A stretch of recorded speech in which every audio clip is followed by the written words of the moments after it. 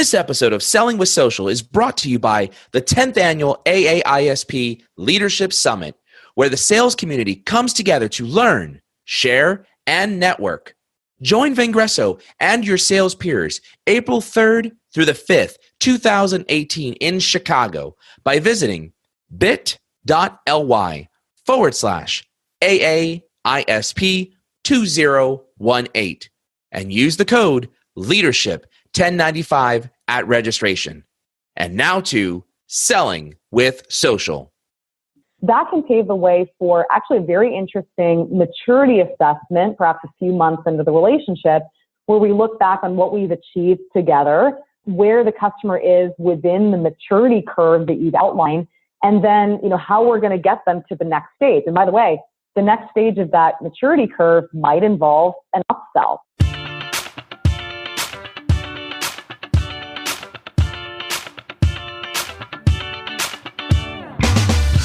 Hey y'all, welcome to Selling with Social, the podcast that helps marketers increase marketing qualified leads, sales reps to shatter sales results, and sales leaders to grow as leaders. Each show, we interview sales, marketing, and social media practitioners, leaders, and influencers to help you connect, close more deals, build stronger relationships with clients, and improve your sales productivity. I'm Mario Martinez Jr. You're now listening to Selling with Social.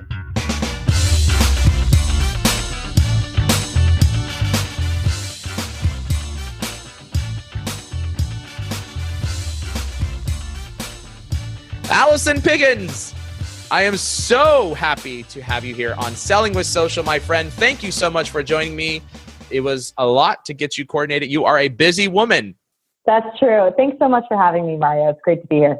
You're very welcome. Well, let's see. First off, I'm super excited because I don't know if you know this about me, but very, very big on diversity, women in leadership. In fact, if you look at the Vengreso founding leadership, my goal was to have a 50% diverse workforce that included women and minorities.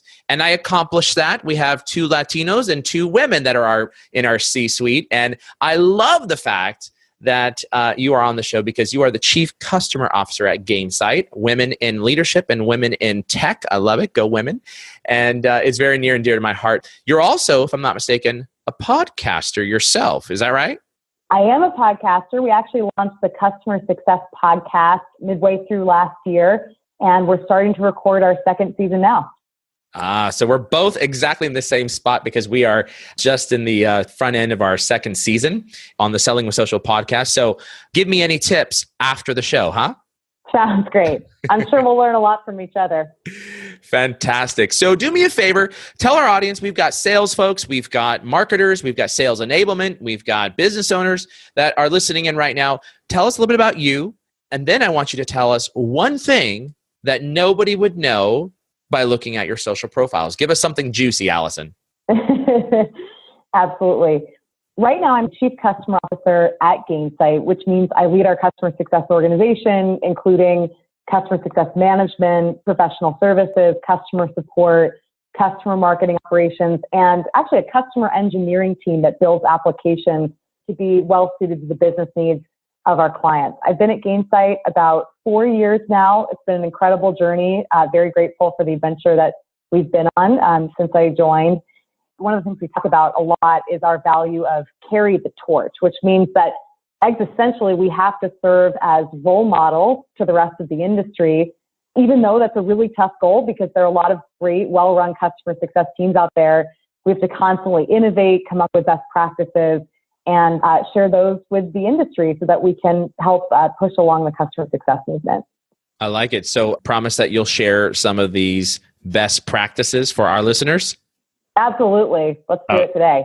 Good. Now, do me a favor. Tell us, I don't know if you forgot or if you wanted to skip over this, but I'm not going to let you skip over this. Tell us something, okay. one thing about yourself that nobody would know by looking at your social profiles.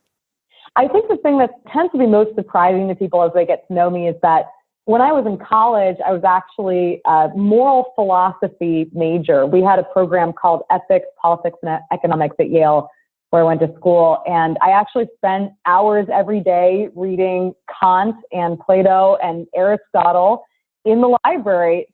People think, well, of quite different from business, seems really different from entrepreneurship. But actually, we tend to be a bit philosophical at Gainsight. We like to think of ourselves as, leading a movement that perhaps can lead to more ethical business practices in terms of how you work with your customers and also how you inspire your teammates. Interesting. I haven't had any guests who were reading these types of materials, and obviously you enjoyed it. Is that correct? Oh, I love it. And I still love it today. I'm a total philosophy geek. All right. So I'm going to call you, if that's okay, we're going to call you our first philosophy geek that we've got that has been on Selling with Social. I like that. And feel free to incorporate any type of good things that might be applicable in this discussion here as well. So I want to get right into talking about some good, meaty stuff. And, we've got a sales audience here and sales leaders, and we've got marketers on the phone. And people are probably wondering, like, what the heck? Why would I have someone talking about customer success on this show? Now, some may not. Some may say it's a natural fit. However, as you and I both know, 50% of our job is getting a customer. The other 50% is keeping our customer, right? And if you keep a customer and you keep them as a happy customer, we know that those customers will be the customer that keeps on giving, right? So you've spoken a lot about customer-led selling. And I want to talk a little bit about, what does that mean? What does that entail? Can you touch on that? Absolutely. In a nutshell, we consider customers and therefore customer success to be a critical part of your growth engine as a company. Taking us back a little bit, it used to be that when folks talked about growing revenue at their company, they would talk about the marketing and sales funnel, which we've all come to know really well. You take a bunch of leads that initially are cold, you warm them up, you convert some of them to opportunities, some of them to closed deals, and maybe after that, you support them with some form of reactive customer support engagement. Now, with the shift to recurring revenue models, we've still got the funnel. People still talk about that. But over the past few years, people have expanded the funnel concept to talk about the hourglass, where actually once you have your customers, you not only have an obligation to retain them, as you pointed out, but also expand your relationships with your customers over time. So you see sales teams, they're focused a lot more on their net retention rate as well as their gross retention rate.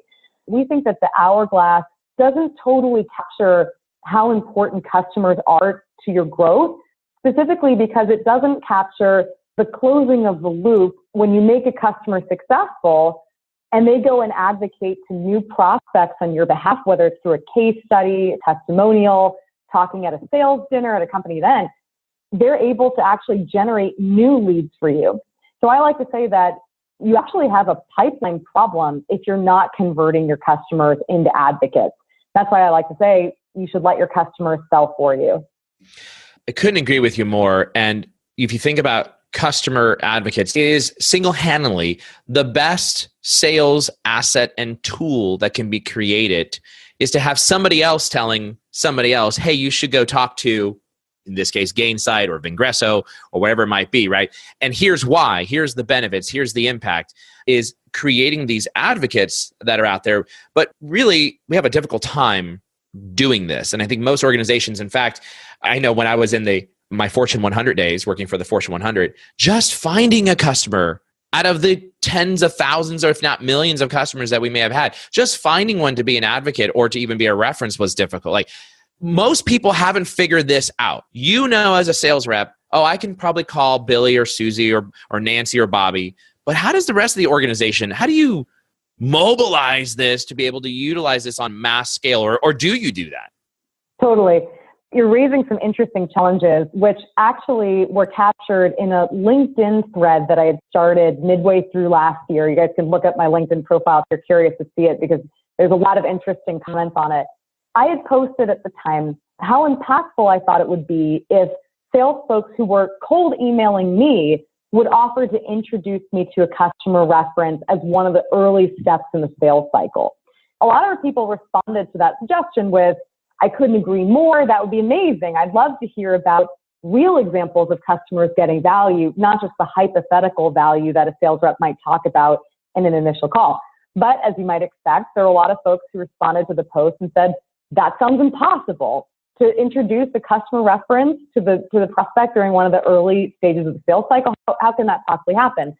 And as you look through the comments, you'll notice there are a couple key themes that come up in terms of the challenges people encounter.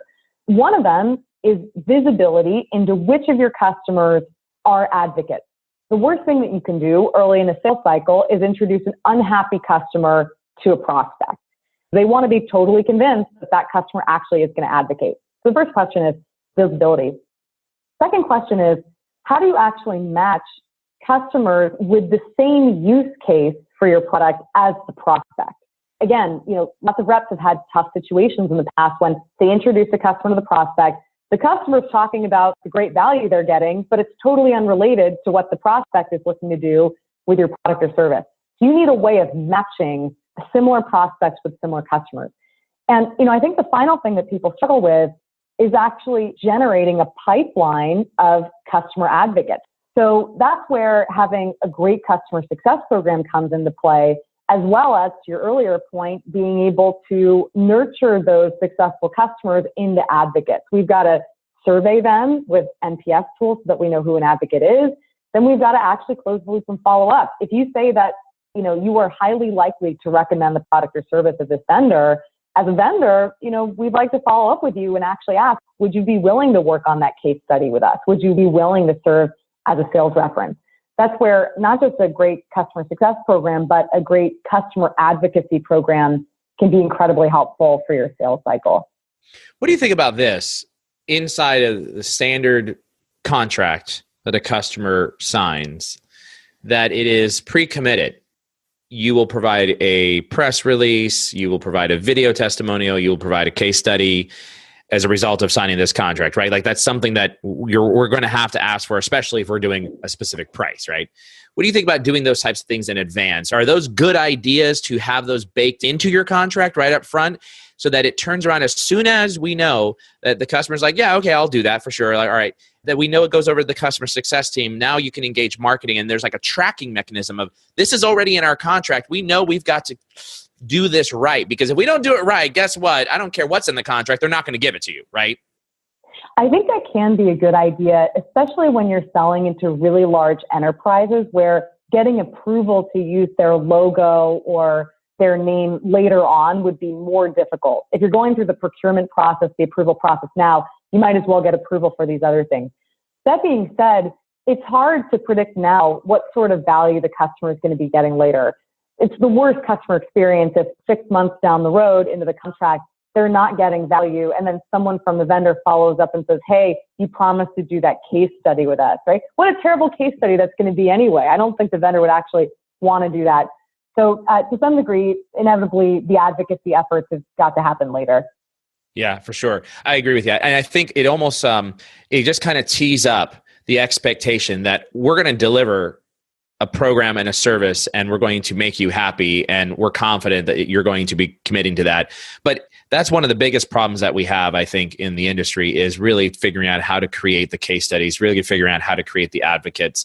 And you mentioned a couple, great ideas in terms of surveying them with the NPS scores, right? I think people have always done surveys forever in the world. And most times when I see a survey come in, I just hit delete, right? I don't have time for the survey. And then of course, asking, but how do you really turn it into a customer advocacy program? All right. And touch on Gainsight, obviously, as an example, right? And then, we never have commercials as part of our podcasting. It's all thought leadership. But I'm curious, how do you do it, right? How do you help in this environment? I think the first thing is you have to establish a customer advocacy function. I think a lot of marketing teams out there grew up in an environment where they were focused on the funnel. They're focused on taking cold leads and converting them into strong opportunities for sales. We always talk about that handoff from marketing to sales. But the reality is the best-in-class marketing teams are thinking about how can we see our current installed base as a source of leads that we can nurture and turn into not just leads for expansion, but also advocates that can pave the way for leads for new logos. So I am seeing a number of marketing teams that are more cutting edge, creating what they sometimes call a customer marketing function. To some degree, I think that name can be a bit of a misnomer because it sometimes implies and merges two things. One is actually marketing to your installed base. The other is marketing from your installed base in the sense of customers marketing for you. And I think it's really important that you do both. To be honest, to some degree, it's the job of every function within marketing actually to leverage your customers. Although we use the term customer marketing internally at Gainsight, I'm a little hesitant to perpetuate that. I will say establishing a customer advocacy function is very important. So that's number one. Number two is you've got to have great best practice processes for this function. There's a lot written out there. Actually, our director of customer marketing, Will Robbins, has written an incredible amount of work on the processes he's developed internally at Gainsight. And I'd say the third thing is you need to make sure that you have systems in place that allow you to accelerate that customer advocacy. You need a seamless way to survey your customers as well as listen to behaviors that are already happening, even unsolicited, that would indicate whether a customer is likely to be an advocate. Then you have to have a way to close the loop. You have to make sure that your customer marketing or advocacy function is closely synchronized with your customer success manager so that you're reaching out to your clients in the right way. And then you've got to expose all the data that you're gathering as well as the content that your customers are creating with you to your sales team in Salesforce or whatever CRM system that they're using. I'll point out, one system that we found particularly effective. My team actually created a product called Name Drop, which is available to salespeople within the opportunity or account page in Salesforce. And it highlights for them which happy customers are the best match for their prospects based on a number of attributes. That way, when they're on the phone with the client, even before they introduce a reference or case study, they can, quote unquote, name drop some relevant customers. Say, hey, you happen to be located in Seattle, you're in the manufacturing industry, and you're of this size. Actually, we have a customer that's quite similar to you on those dimensions that's very successful. Therefore, there's no reason why you can't be successful too. So in summary, I think, the combination of, having the right organizational structure and the right people in place, having great processes and learning from the industry and what works, and then having great systems is the way that you build a best-in-class function. I love the name drop. It's so intuitive. It's really good, and it's so standard. Like name drop, because we do it all the time, right? We're always, even in our own business, we're always trying to find who's the right customer. As you're speaking, who's the right customer that we should name drop, and that's a great name for the platform. Now, I'm a big believer that this customer advocacy should reside within your customer success organization as opposed to the marketing organization. Now, depending on size, you may have two different organizations, customer success and marketing. Maybe it might be combined into one. Who knows? But generally speaking, if you're of any size and you've got a customer success organization and you've got a marketing organization, I believe that the folks who should be keeping tabs on the health of happy customers is definitely our customer success team. And I also have a perspective of how sales should be engaged in this aspect too, which we'll get on in just a second. But where do you think this should reside? Customer advocacy. Should it be with the CSM organization, customer success management team, or should it be in marketing, or is it a combination of both? It's a great question. And to be honest with you, I don't think there's a universally right answer. I think provided that you have someone leading the function that is passionate about that and will do a great job, it can live in either marketing or customer success. At Gainsight, we chose to put customer marketing within our broader customer success organization reporting to me because we found at the time, this is about a year and a half ago, the most significant reason why we didn't have enough case studies or enough types of advocacy activities was because our customer success managers were providing the supply of those, and we needed to make sure that customer marketing and customer success managers were closely synchronized on that process. So we put the function where the supply was. But I do think, when you create really strong bonds between customer success and marketing, actually, as marketing particularly starts to take this function very seriously, we should start to see a trend of marketing teams taking on advocacy as a main part of their purpose. I love your answer. I think there's some great insight there. I'm a big believer that sales leaders need to be on top of the health of their customers. And furthermore, that it should be the role of the salesperson to also have that finger on the pulse, right? And I'm not talking about trying to find the pulse somewhere on the wrist. We're talking about here on the jugular vein, right? They've got to know what that pulse is, and they got to feel it. They got to know if it's a strong one. I want to get your thoughts on why or why not sales leaders should be engaged or should encourage their teams on this particular aspect. But first, before you answer that question, we're going to take a short break and listen to this message from our program sponsor. I'm super excited to share that Vengreso will be joining the AAISP and hundreds of sales leaders in Chicago for the 10th annual AAISP Leadership Summit, April 3rd through the 5th, 2018. In fact, I personally will be presenting, and I want to invite you to join me. The Leadership Summit brings together sales leaders from around the globe for a learning experience unlike any other. Attendees will find workshops, group learning, a technology expo packed full of today's leading solution and service providers, and of course, the infamous annual Inside Sales Award Gala. To receive your deeply discounted rate, visit bit.ly/AAISP2018. That's bit.ly/AAISP2018 and use the code LEADERSHIP1095 at registration for an amazing Vengreso only discount. Okay, so before we took the break, I said I wanted to get your perspective, Allison, on whether or not sales leaders should have their finger on the pulse on customer health, and should they be encouraging salespeople to understand the health of their customers as well? What are your thoughts on that? I definitely think sales folks need to have a pulse on the health of their customers for a couple of reasons. One, visibility is very important. Sales folks need to be on the same page as other customer-facing people within their organization. Otherwise, they might set themselves up for some really awkward conversations with customers. If you're swooping in for the upsell and it turns out that that customer is in the middle of a support crisis, that's terrible for your credibility. It disrupts the opportunity. You don't want that, right? The customer doesn't want it. The second reason why sales folks really should have an understanding of customer health is because they can leverage successful customers to pave the way for new revenue opportunities.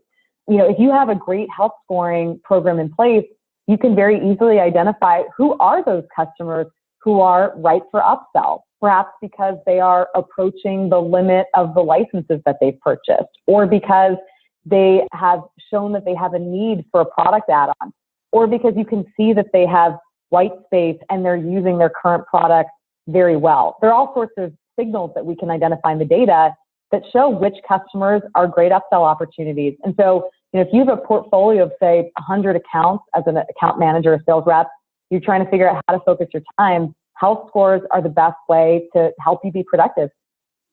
Well, there's no doubt about it. As in a hybrid role, hunter-farmer, there are some organizations where you're purely hunting, you sell, you throw it over the fence, and now there's an account manager or relationship manager that takes over.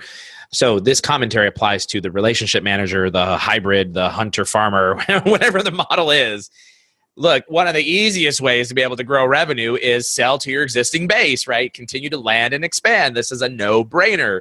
But oftentimes we're looking for this, but we're not understanding first, like, is our customer happy? And if they're not happy, then what do we do to be able to make them happy, right? And so I think that's really an important aspect of how, and I'd love to hear how even Gainsight is doing this internally, how your customer success manager and your salesperson are tied together at the hip, right? Like they truly understand what's going on. And the CSM knows what sales opportunities are in the pipeline. They understand what's coming down the pipe.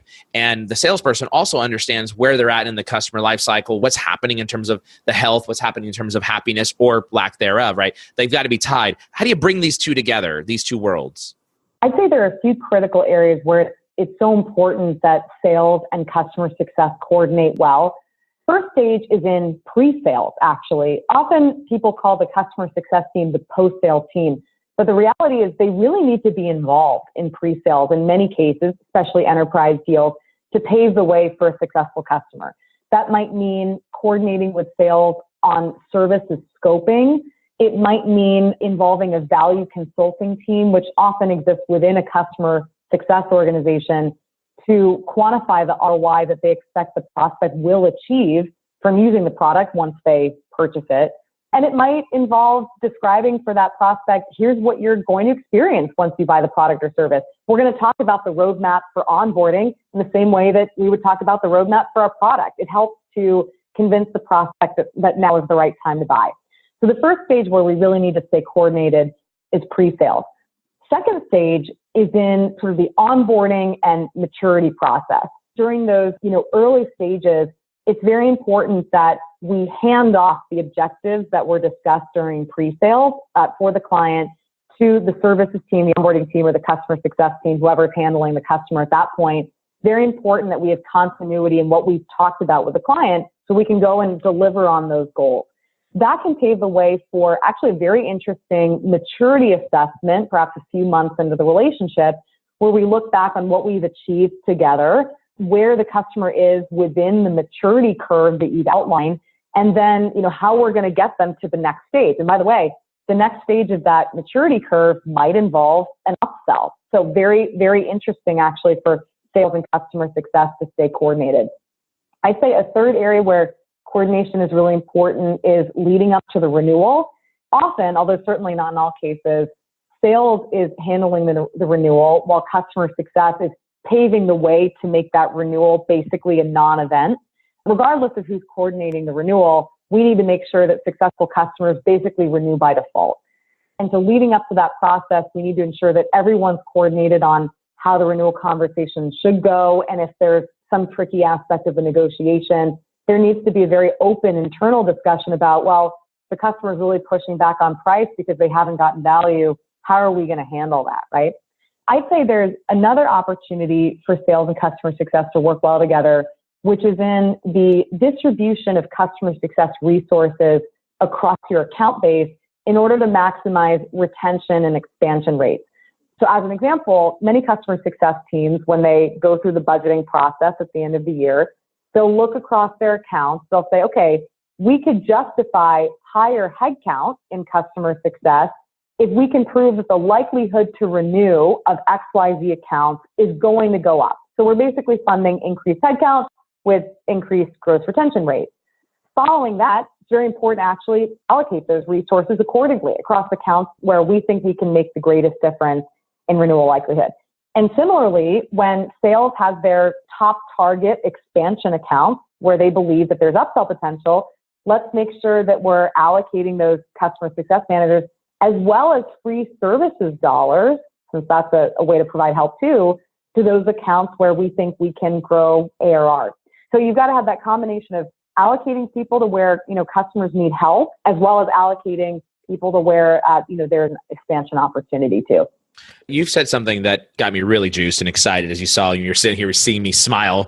And that is that the growth in customer success has a direct correlation to the growth in renewal rates or in land and expansion type of projects, right?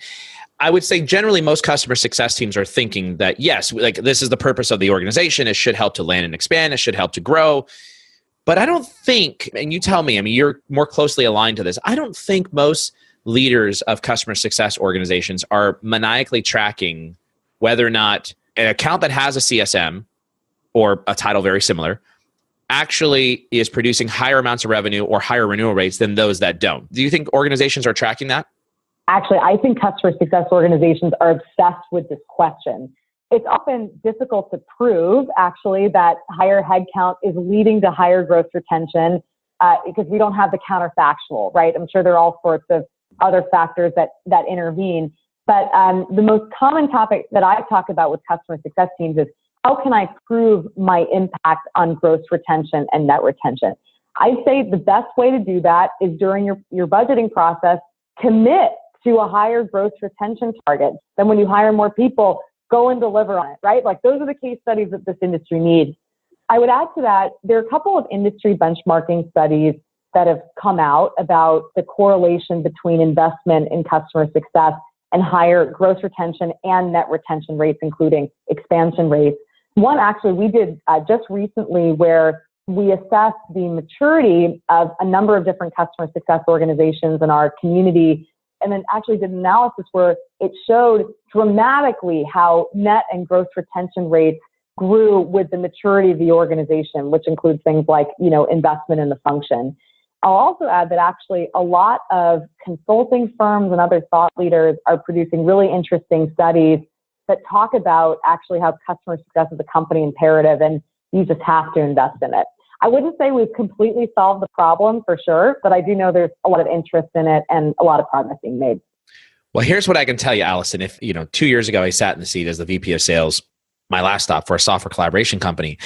And if you and I were sitting in the boardroom and you said out loud, I'm going to commit to a higher retention rate. You give me the people, I'll commit to a higher retention rate or growth rate, right? That just means dollars and cents to the bottom line of the organization. You and I are going to be BFFs as a sales leader and as a customer success person because we're talking the same language, right? Ultimately, happier customers lead to more purchases, higher profitability, and obviously a lower churn rate. And in the SaaS model, that's the name of the game right there, right?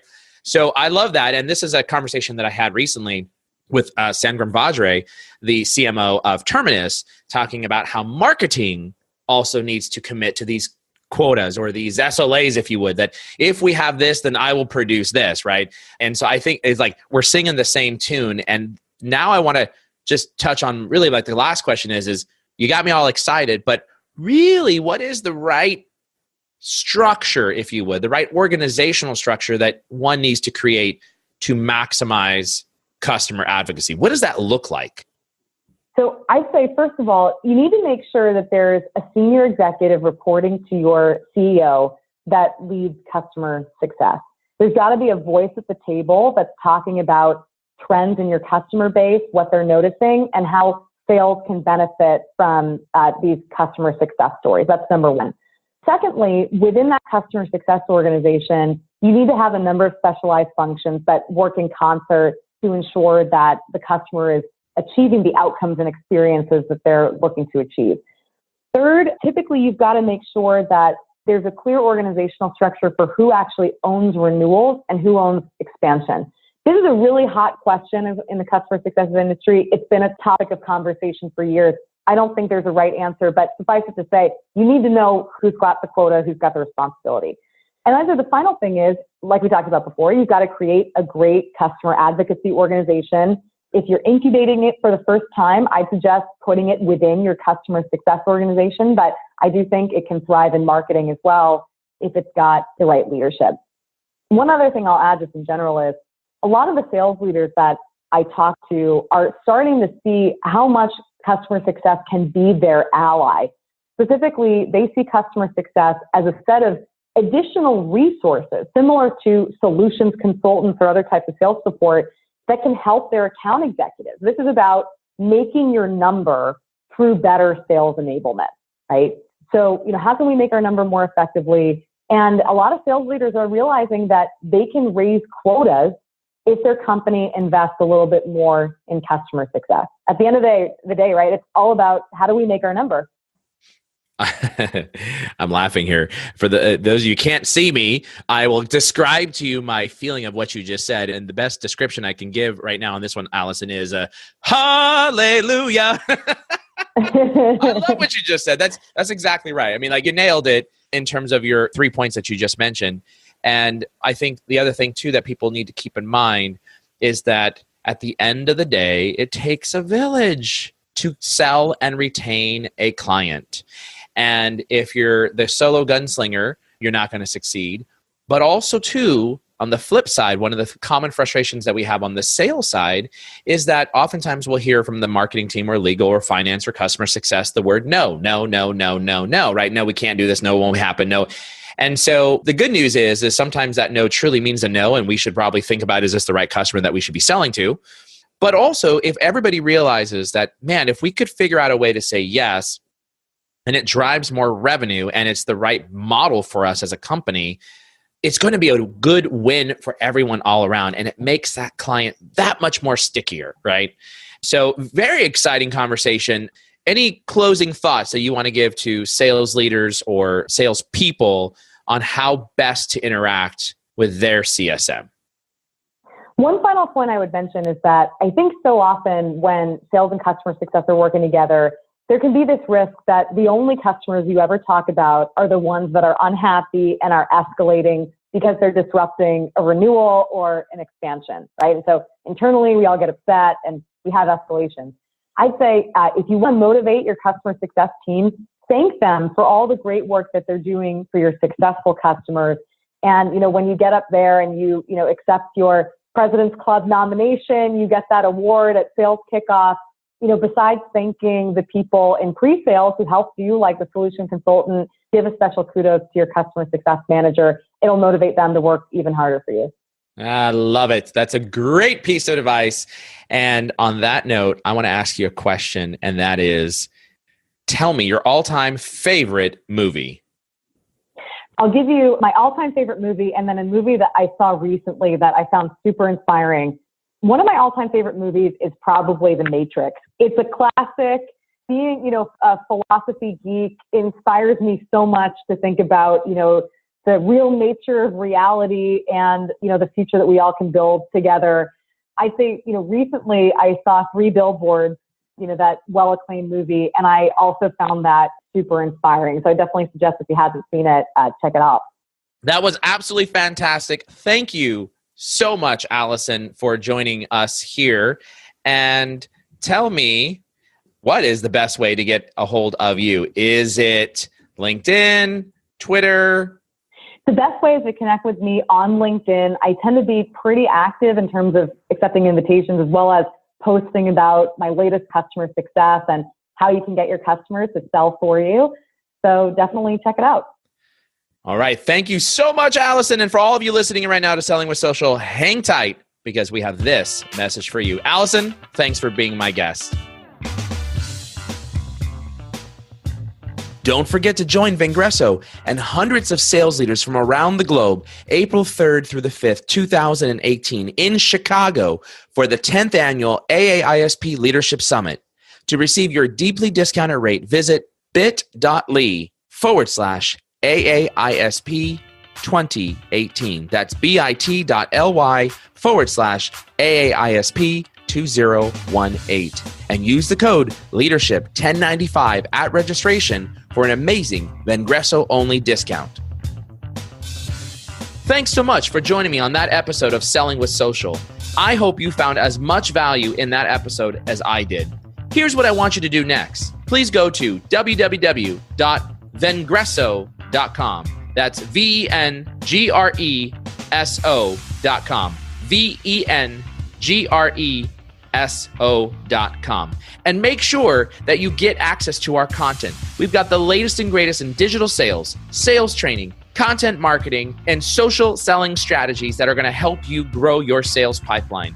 I look forward to having you on the next show of Selling with Social. Make sure you also go to vengreso.com/podcast to be able to get access to the latest and greatest Selling with Social episodes, along with any of the other episodes that we've got from Social Business Engines with my friend and partner, Bernie Borges. Thanks again for joining on Selling with Social.